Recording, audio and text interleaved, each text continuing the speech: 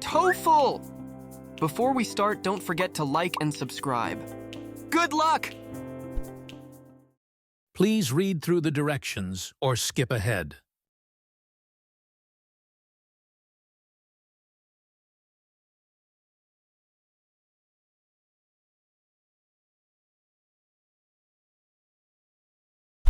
Passage number 1.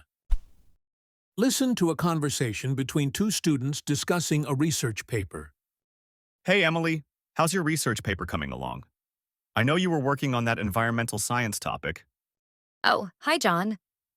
It's going okay, but I've hit a bit of a roadblock. I've been trying to find reliable sources on the impact of urbanization on local ecosystems, but most of the articles I found are either outdated or don't focus on the environmental angle. That sounds frustrating. Have you tried checking out some government websites? Sometimes they have more up-to-date studies or reports. Yeah, I tried the EPA website, but the data is a bit general, and it doesn't really delve into the specifics of smaller cities, which is what I'm focusing on. Maybe you should look into university publications or environmental organizations. I know a lot of schools publish research in journals or even on their websites. That's a good idea. I hadn't thought of university publications. Thanks for the suggestion, John. I'll check that out. No problem, Emily. If you need any help reviewing articles or narrowing down your thesis, just let me know. I appreciate that. I might take you up on it. Hopefully, I'll get through this block soon. What is Emily's main concern regarding her research paper?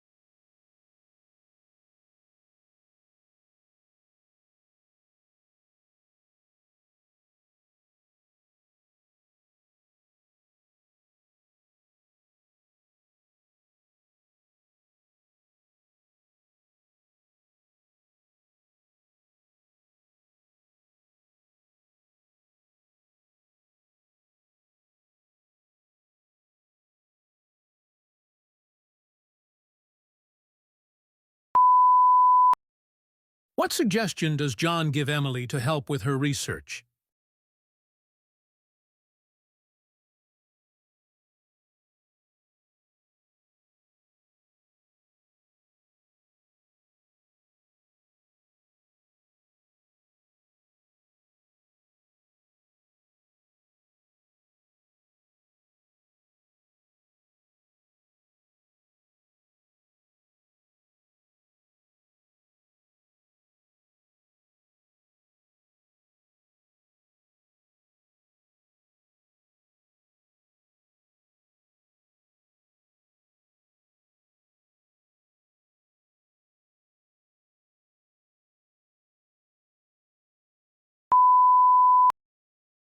Why does Emily find the data on the EPA website unhelpful?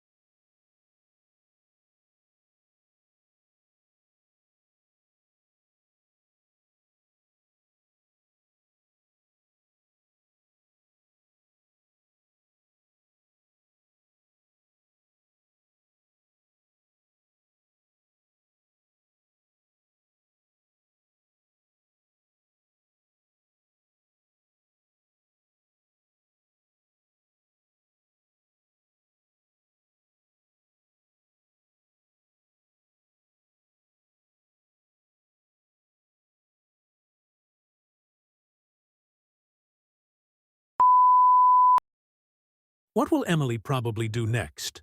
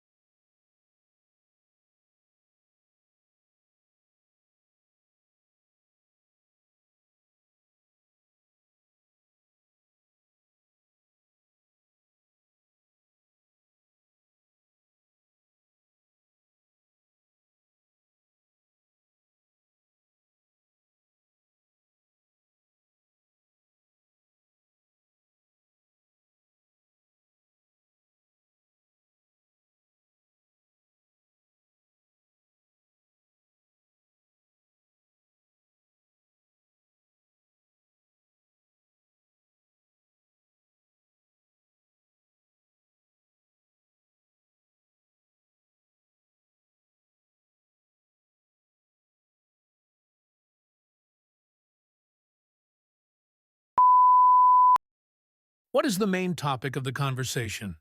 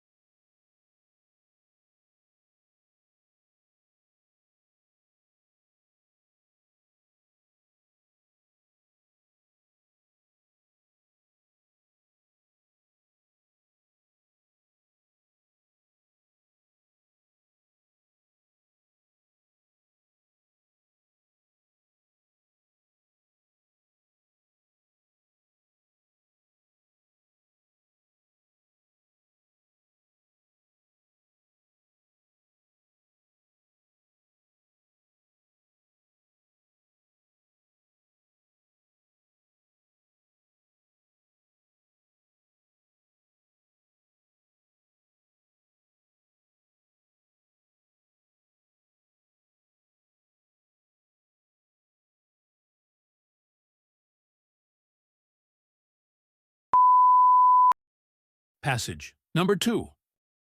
Listen to a lecture in a psychology class. Good morning, everyone. Today I want to discuss an interesting phenomenon in psychology known as the placebo effect. Essentially, the placebo effect occurs when a person experiences a perceived improvement in their condition, even though they received a treatment that is inactive, like a sugar pill instead of real medication. Now, you might wonder, how can a non-effective treatment lead to actual changes? Well, it's all about expectations. When patients believe they are receiving a real treatment, their brain can release chemicals like endorphins, which are natural pain relievers, or dopamine, which is associated with pleasure and reward. These substances can create real measurable effects in the body. Interestingly, the placebo effect isn't limited to just medication. It's also been observed in other areas, like physical performance. For instance, if an athlete is told they're drinking an energy-enhancing drink, they may run faster or lift more weight, even if the drink is just flavored water. Of course, there are limits to what a placebo can do. It's not going to cure a broken bone or remove a tumor. But in many cases, particularly for conditions like pain, depression, or anxiety, the placebo effect can play a significant role. Any questions? What is the main topic of the lecture?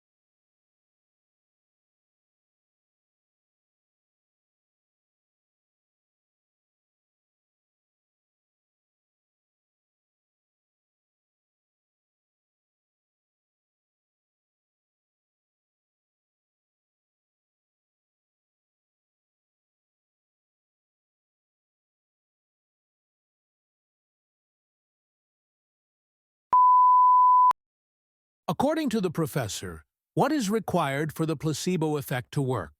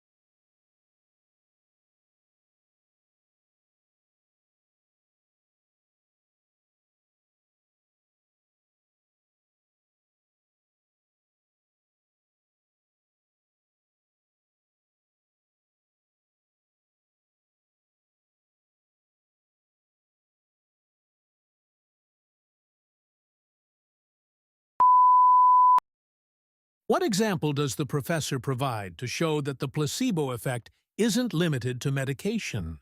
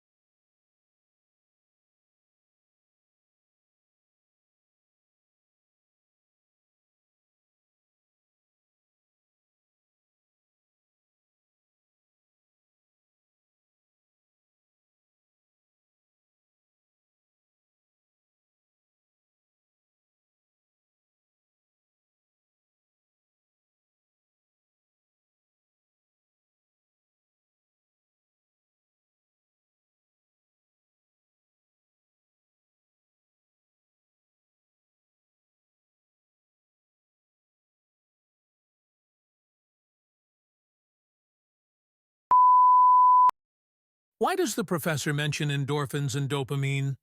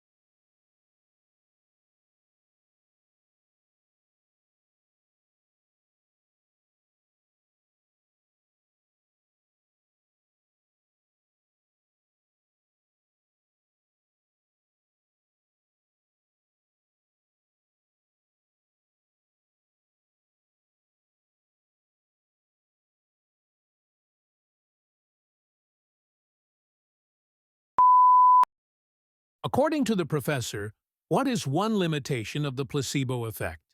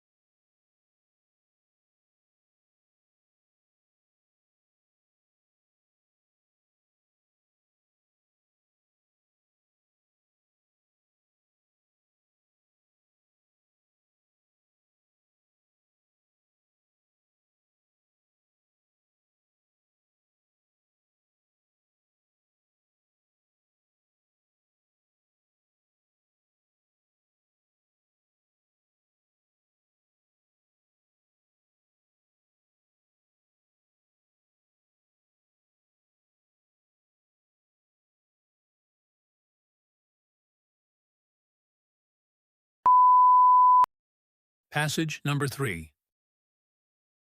Listen to part of a lecture in a geography class. So, over the last century, the Earth's average temperature has been rising, primarily due to human activities, like burning fossil fuels, deforestation, and industrial processes. This increase in temperature is causing a number of environmental changes, such as rising sea levels, extreme weather events, and disruptions to ecosystems. One of the main contributors to global warming is carbon dioxide, CO2, which is released into the atmosphere when we burn coal, oil, and natural gas for energy. CO2 acts like a blanket around the Earth, trapping heat and causing the planet's temperature to rise. This is known as the greenhouse effect. As a result, we've seen more frequent and intense heat waves, droughts, and storms in many parts of the world. In addition to CO2, another important greenhouse gas is methane. It is released during agricultural activities, such as livestock farming, and from the decay of organic waste in landfills. Although methane is less abundant than CO2, it is much more effective at trapping heat in the atmosphere. The effects of global warming are already being felt. For instance, the Arctic is warming faster than other regions, causing ice sheets to melt and contributing to rising sea levels. Coastal cities and low-lying areas are at risk of flooding, and some species of plants and animals are facing the threat of extinction as their habitats are destroyed or altered. Despite the growing evidence of climate change, there is still debate over the most effective solutions. Some argue that we should focus on reducing emissions through cleaner energy sources, while others emphasize the need for adaptation strategies, such as building flood defenses and developing drought-resistant crops. According to Dr. Harris, what is the primary cause of global warming?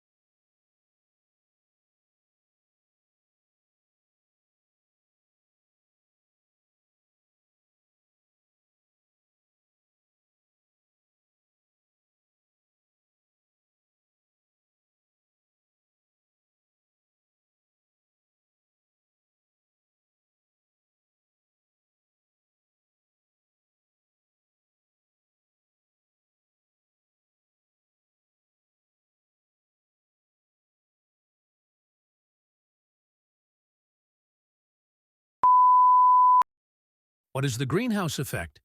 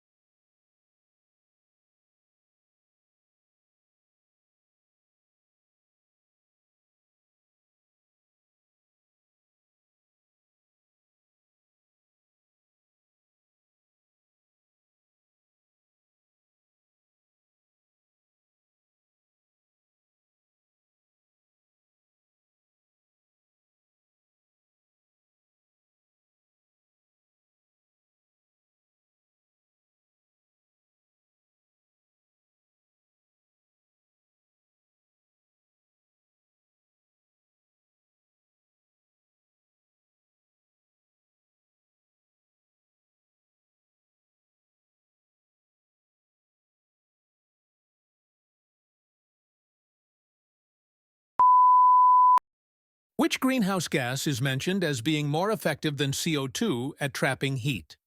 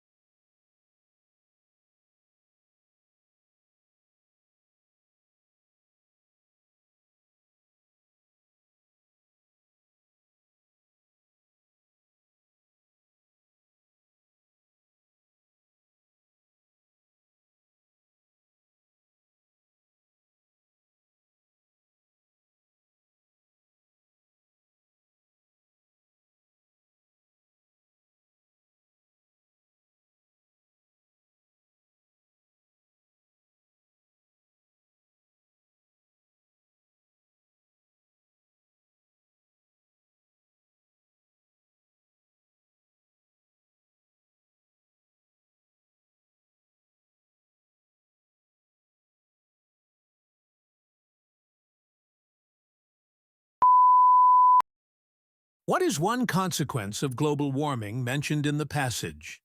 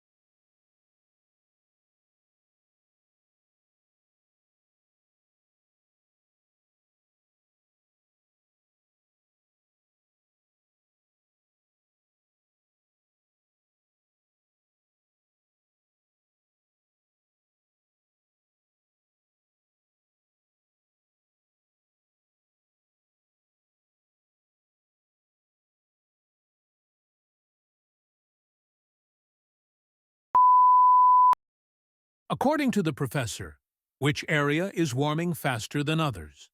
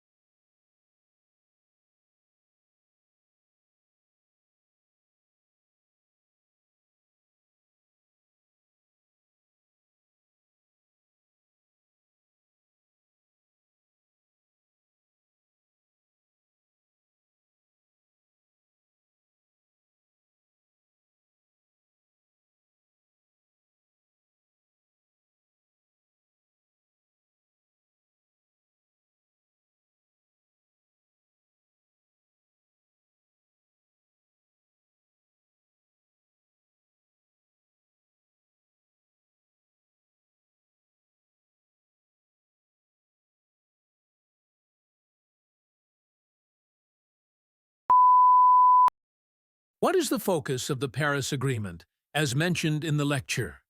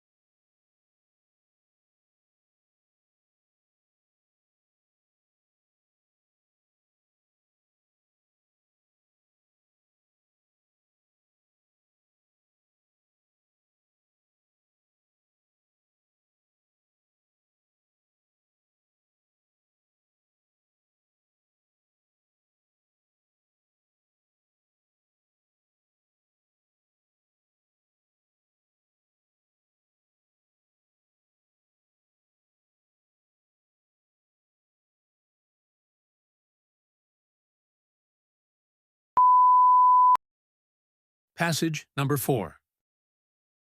Listen to a conversation between two students on campus. Hey, Carla, how have you been lately? Have you heard about the new fitness club on campus? I have. I don't think many students will join, though. Really? I think it's a great idea that the university decided to do something about encouraging healthy life choices. I hear you, John. I just think that students this year are extremely busy and don't have time to join a fitness club, especially when exams are around the corner. I don't know, Carla.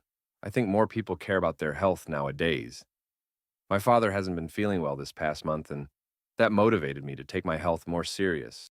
I'm not even sure many people know about the club. I wonder if this is more of a trial than anything else. Good point. Speaking of that, what I'll do is put some flyers up and let others know. I also want to check with the athletic director and see if we can get some new equipment. I believe that will entice people to join if they see the school invested some money into the program. That's a good idea. I hope for your sake it works. I think I'll join the chess club. I prefer to break a mental sweat. Suit yourself. I am currently in the photography club, but I will let the club manager for that club know that I will be transferring by the end of the week. Well, if it lasts until next semester, maybe I'll consider joining. I'll take you up on that offer. What is John's initial opinion of the new fitness club?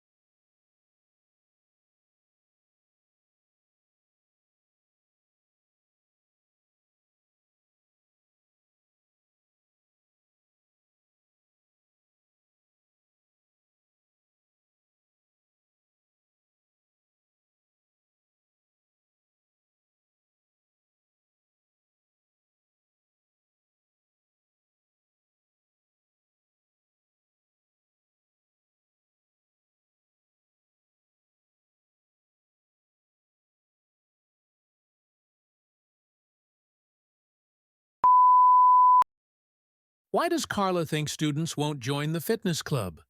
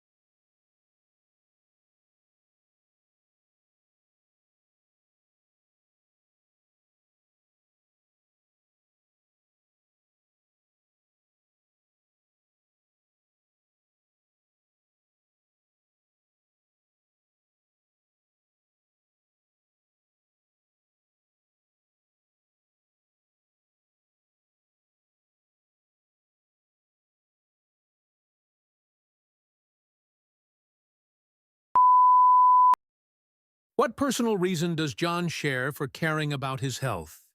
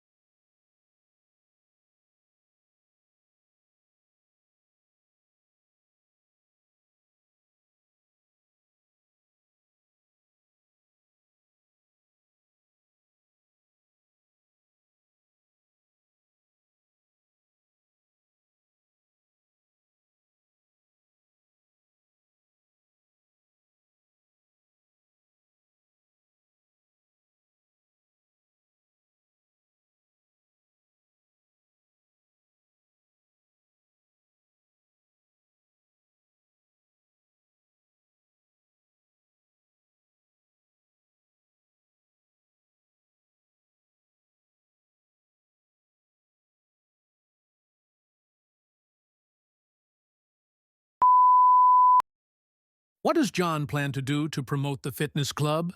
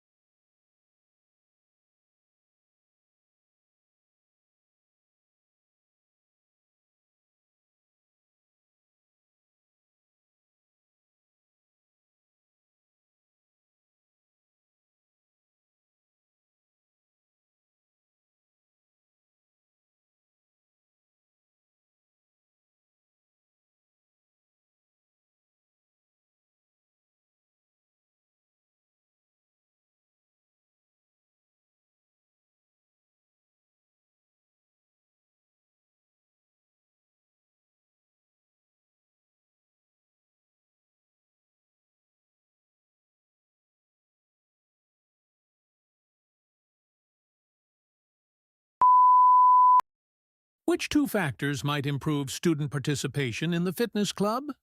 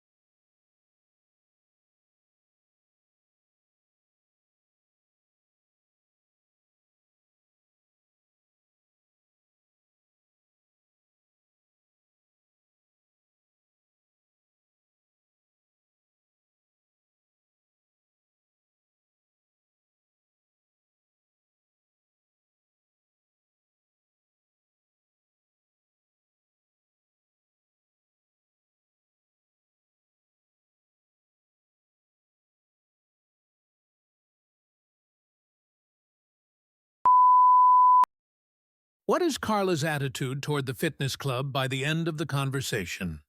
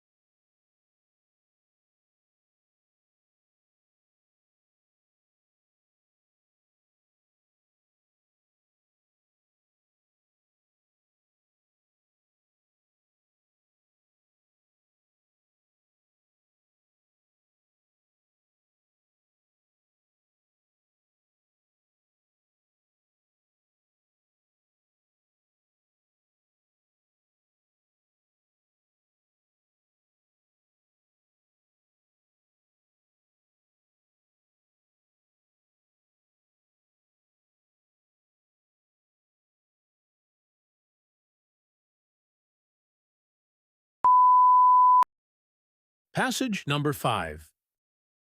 Listen to a conversation between a student and a professor. Hi, Sarah. How can I help you today? Hi, Professor Bennett.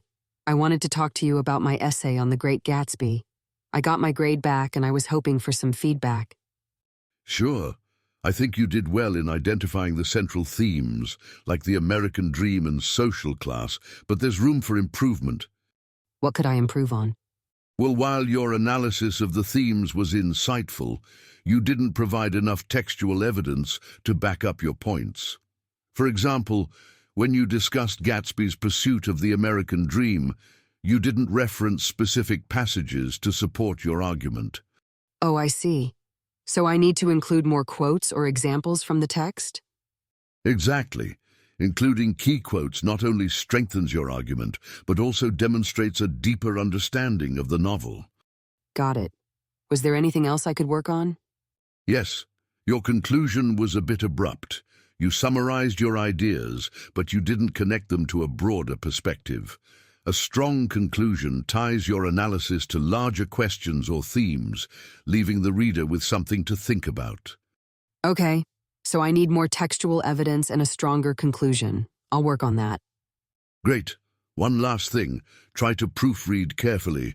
There were a few minor grammatical errors that could distract the reader. I'll keep that in mind. Thanks so much for your help. What is the main reason Sarah meets with Professor Bennett?